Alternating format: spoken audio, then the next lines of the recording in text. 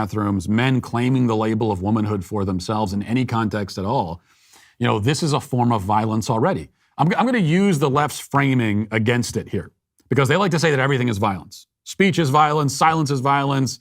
Sometimes violence, though, isn't violence, but everything else is violence. Well, I would say that this is violence. Even before you get to the physical assault, before the physical assault happens, it is violence. Because when men intrude into these spaces and they appropriate female identities, it is an invasion, it's an intrusion, it is a robbery, stealing privacy, stealing a woman's identity, stealing opportunities, all of that.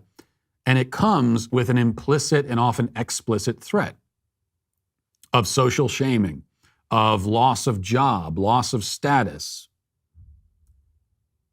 if a woman protests it.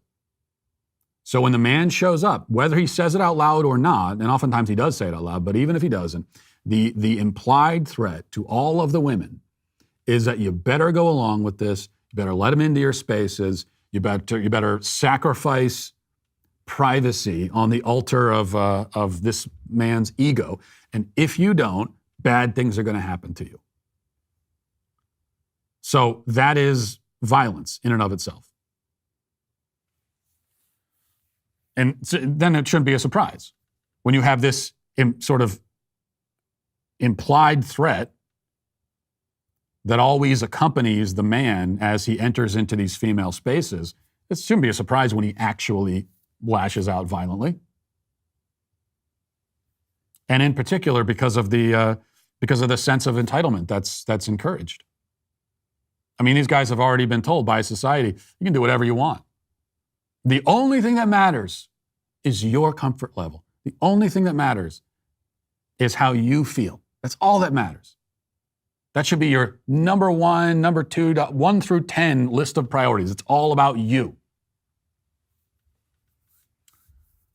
And so you put all those things together and you have a recipe for actual physical violence against women. So this is not a surprise at all.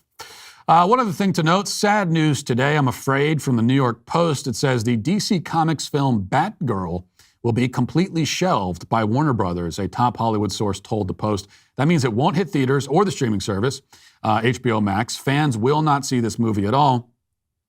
The reportedly $70 million movie, which actually had a budget closer to $100 million, was doing test screenings for audiences in anticipation of a late 2022 debut, and it would rank among the most expensive cinematic casts-off ever. So this is what's happening here is that they made this film, Batgirl, and they spent $100 million on it.